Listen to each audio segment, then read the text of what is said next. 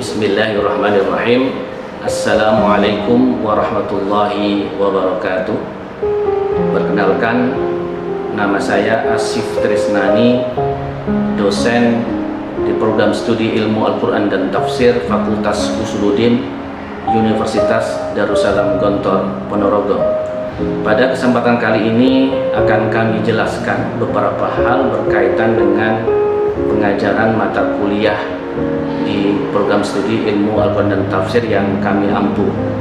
Pada kali ini kami mengampu mata kuliah studi tafsir tematik atau dalam bahasa Arab Ad-Dirasat fi Tafsiril Maudu'i.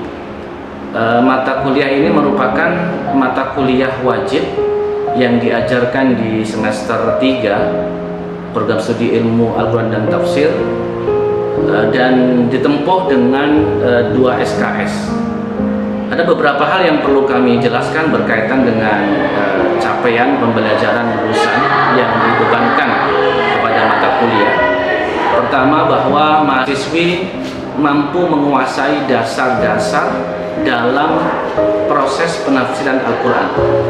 Kemudian yang kedua, mahasiswi mampu menguasai konsep-konsep kunci dalam Al-Quran sebagai embrional pemahaman dan penafsiran terhadap ayat-ayat Al-Quran.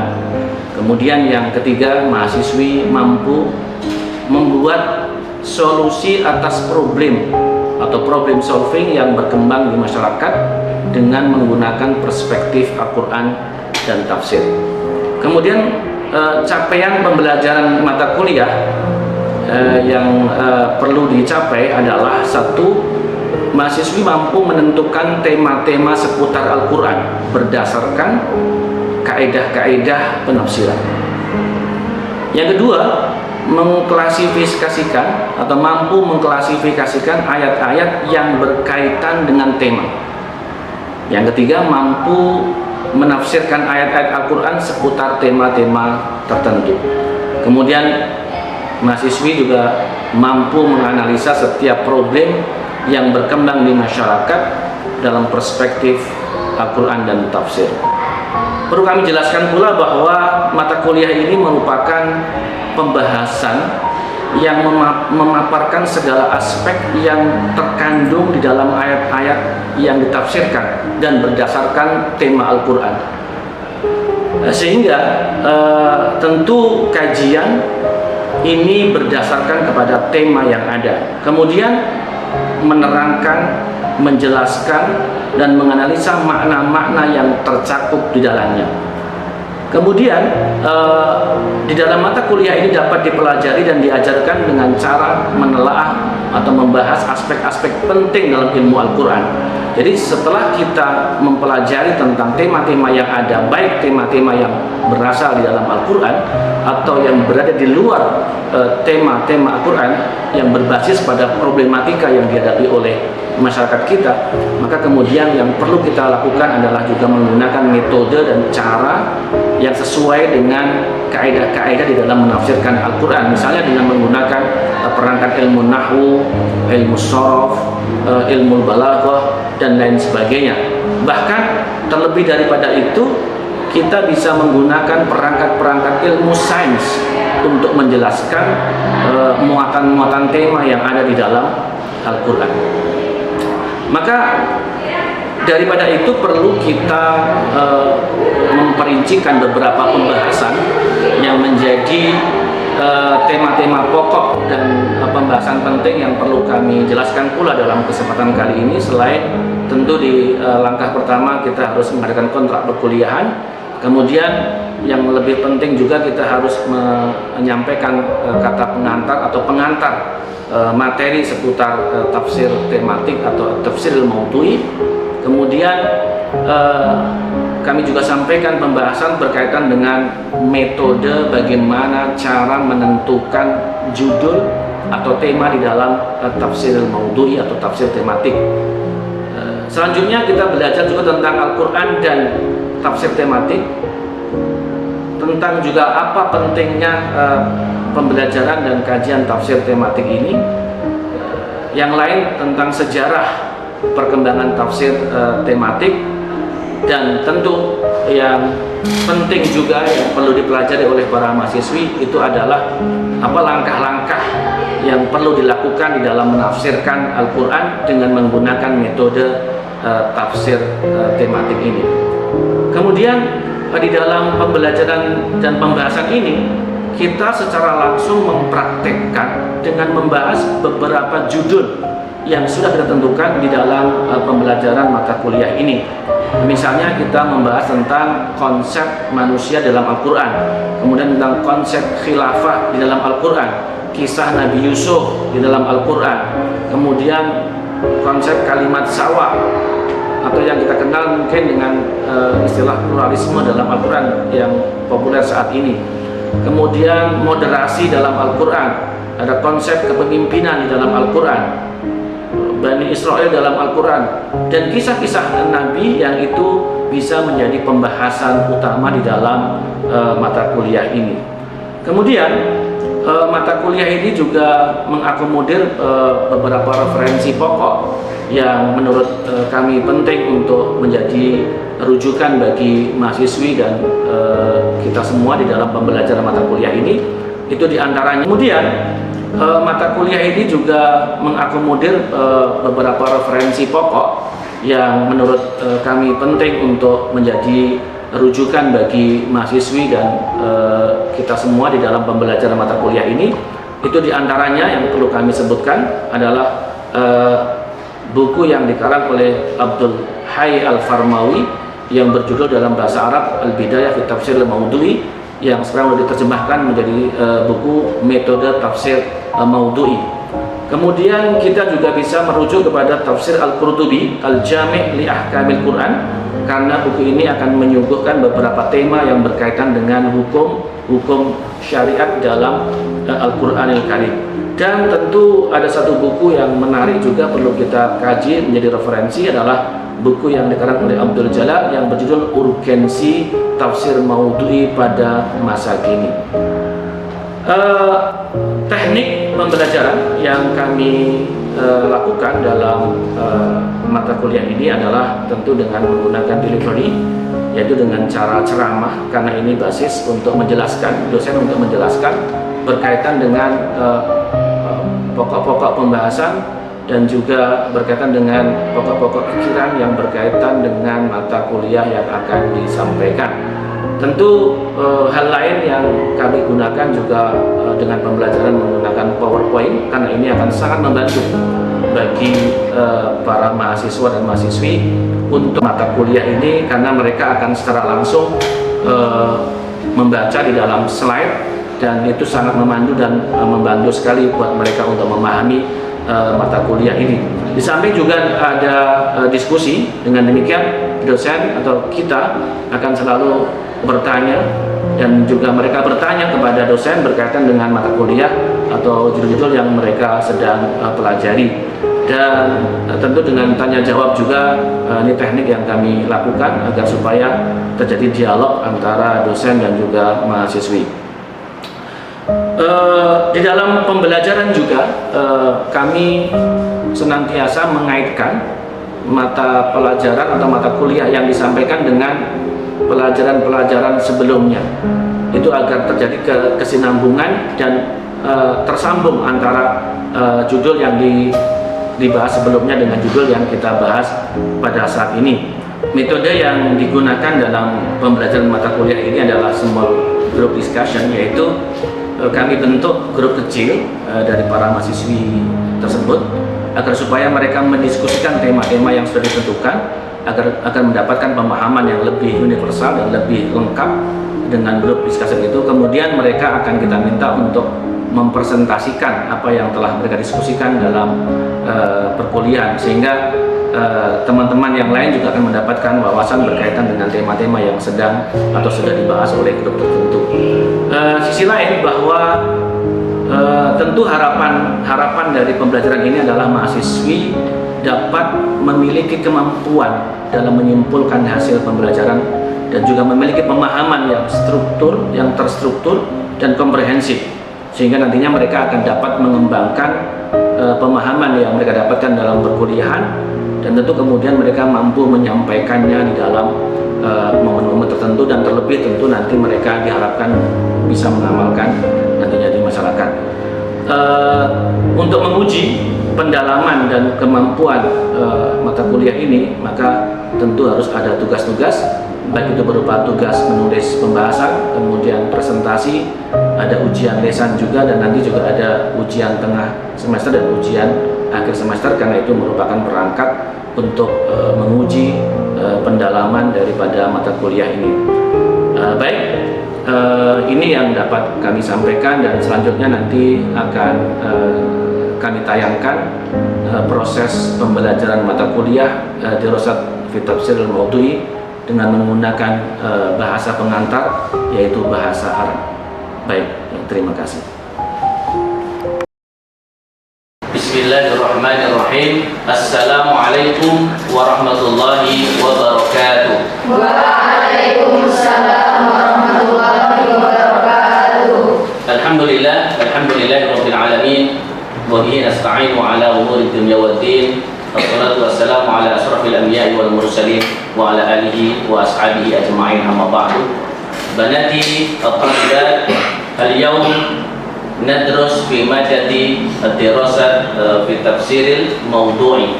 لقد سبق أن درسنا في اللقاء السابق عن تعريف التفسير الموضوعي، وهو التفسير الذي يبدأ من الموضوع.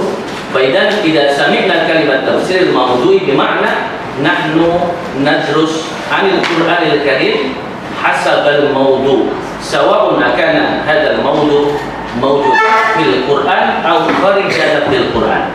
طيب، هذا ما سبق قد درسنا ذلك في اللقاء السابق. فاليوم نريد أن نتعلم قضية أخرى.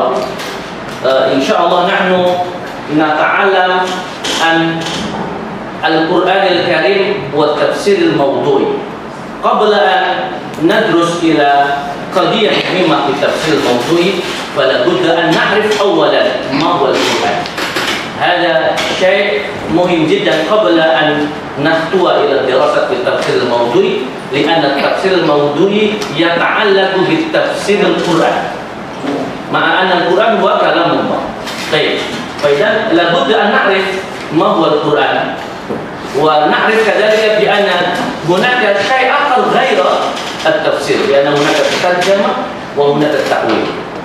فيخص به أن ندرس اليوم عن التفسير الموضوعي، ولكن قبل ذلك لابد أن نعرف ما هو القرآن.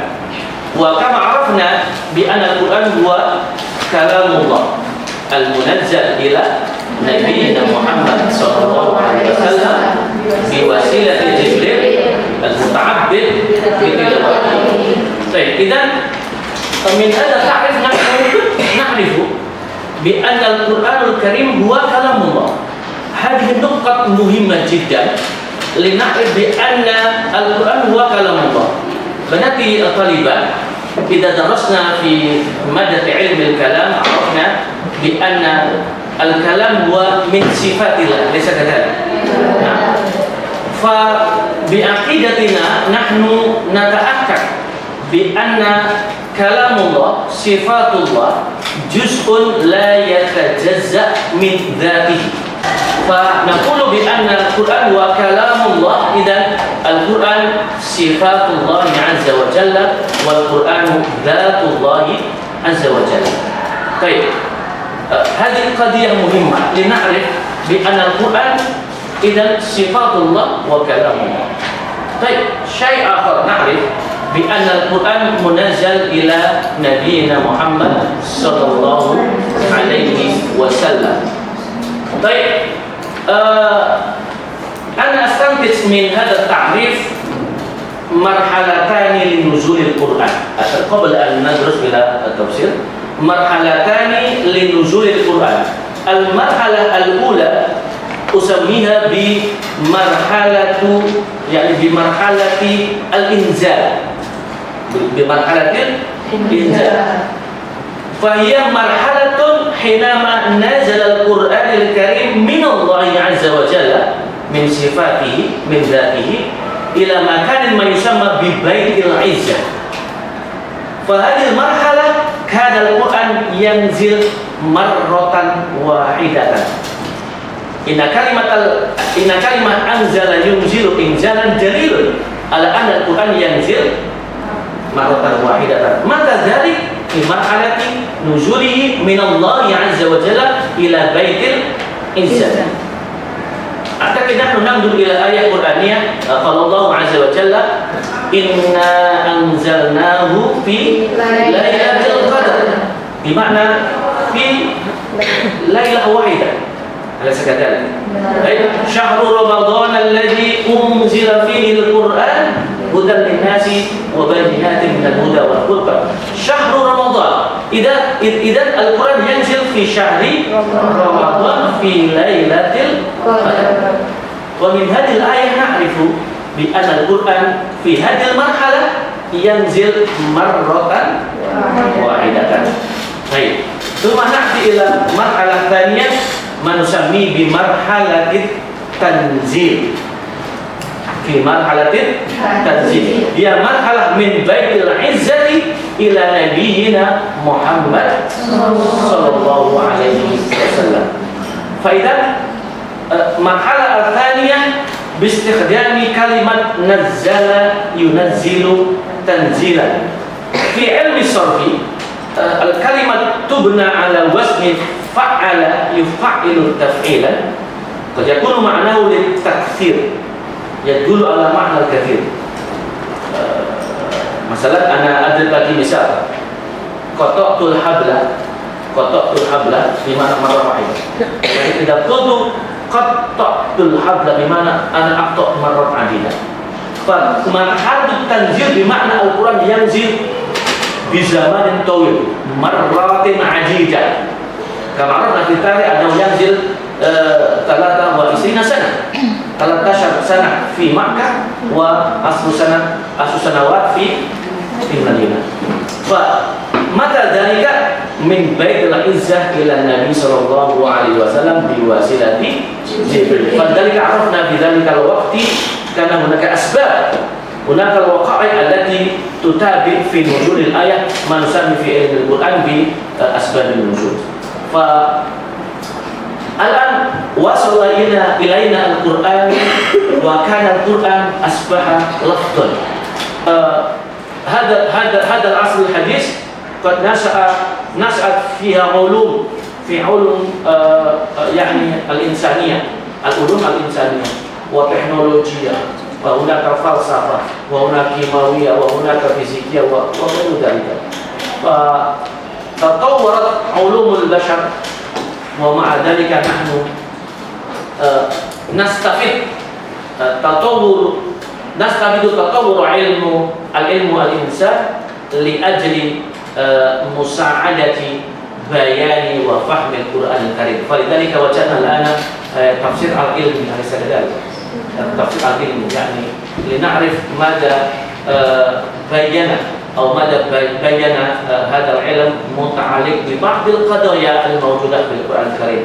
إذا قضية إن الله لا يستحي أن يضرب مثلا ما بعوضة ما فوقها، طبعا إنه يتحدث حول البعوضة، فما بالنا نحن الآن يمكن أن ننقل هذه الآية من ناحية علمية، مثلا من أناتومي، لنعرف كيف الله عز وجل يبين من الآية قضية البعوضة، ولكن الإنسان يحاول أن يعرف كل شيء ما يتعلق بالبعوضة. حتى وجدنا عندنا الأمور كثيرة متعلقة بالبعوضة. هكذا ما شاء الله. إذا ستكون نشأة التفسير الموضوعي هي النشأة التاريخية منذ زمن النبي صلى الله عليه وسلم، ثم يتطور إلى زمن الصحابة التابعين، وإلى أن وصل إلى زماننا اليوم زمان المعاصر، عصر الزمن الحديث. هذا يعني الزمن الذي قد تغير أشياء كثيرة، تغير أحوال الإنسان، تغير الموضوعات، تغير كل شيء. فإذا ما شاء الله نحن نحتاج جدا إلى أن ندرس هذا التفسير، ولا سيما لقد قلنا في أهمية هذا التفسير بأنه هو التفسير الذي يحتاج يعني إلى معرفة كل القضايا الموجودة في هذا الزمن. فهذا وظيفتنا أنتنا كطالبات في جامعة دار السلام لندن في هذا القسم مكلفة بأن تدرسي جيدا دراسة عميقة قوية لأجل فهم تفسير الموضوع، وذلك طبعا إنه تفسير الذي يستطيع أن يجيب الزمن، فأنتم أهل هذا الزمن، أنتم أهل هذا الزمن وأهل مستقبل هذا الزمن. أعتقد لابد من أن تدرس لأنك أنت خادمة القرآن تخدم لأجل فهم هذا القرآن، وكذلك حوالينا قضايا كثيرة جدا، وحتى لابد من أن نعرف يعني تلك القضايا لأجل فهم القرآن الكريم. طيب، هذا أعتقد نقط مهمة التي تبين في هذا الموضوع، وأسأل يعني بعض الشيء إليكم، لكن قبل ذلك هل في سؤال؟ هل في من تسأل؟ تفضلي. نعم، تفضلي.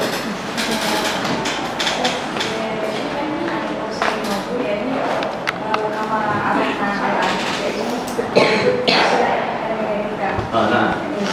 Bagi mengenai saya ini Yusabina tafsir al-mawdu di tafsir hermeneutika, yakni Victoria Fatih, yakni hermeneutika di siatil kalimat. Tafsir al-mawdu kadalik. Wa kathir minan nas yakni yukhalifuna di bina, yakni Victoria Fatih as-sahihah. Wa yaquluna limada yaquluna al-muslimin ini tafsir hermeneutika al-khata, yakni yukhalifuna di tafsir mawdu wa ma'an anna tafsir al-mawdu yakni yusawina di tafsir hermeneutika bitoriqati siatul kalimat. Oke. Nah, baik. بنات الطالبات لابد أن تعرف جيدا بأن hermeneutika هو داخل في منهج التفسير، هو منهج التفسير الجديد. طبعا هذا العلم وهذا المنهج وبالحقيقة يتطور كذلك، تغير لأن في أول وهلة كانت هذا المنهج تستخدم في بيبل لمعرفة يعني كلام والآيات الموجودة في إنجيل في هذا الزمن، لنتحقق عن صحة يعني هذا الكتاب. ولكن مع ذلك تطور. طبعا إذا كان الأمر هكذا، إذا طبقنا إلى القرآن غير مناسب، لأن القرآن كان صحيحا يعني متواترا كلها، متواترا أنه من الله عز وجل، أليس كذلك؟ نحن إذا رجعنا إلى التاريخ نعتقد بأن القرآن يعني كلام الله، لا كلام البشر ولا كلام النبي صلى الله عليه وسلم ولا كلام في زمن عثمان بن عفان الذي كان يدون المصحف في ذلك الوقت الرسم. طبعا نحن نعتقد بذلك. إذا أصبح hermeneutika غير مناسب تطبيقها في القرآن الكريم كما هو طبقه في الإنجيل. هذا ثم يتطور إلى فلسفة اللغة، يتطور يعني كما تفضل أختنا بقضية أنه يعني بمجرد معرفة سياق الكلام، بمجرد معرفة سياق الكلام. هناك بيان طويل عن hermeneutika، لكن منها أنه يتركز إلى معنى سياق الكلام. لكن المشكلة إنه ترك قضية مهمة بأن سياق الكلام لابد من أن نعرف أولا عن معنى اللفظ.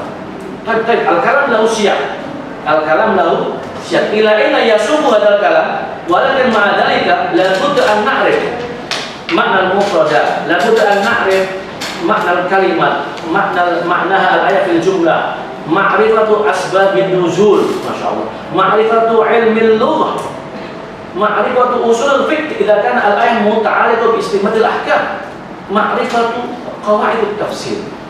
إذا للوصول إلى فهم القرآن لابد عندنا الشروط الكثيرة لا يكفي بمجرد معرفة السياق. شكرا على كل الاهتمام.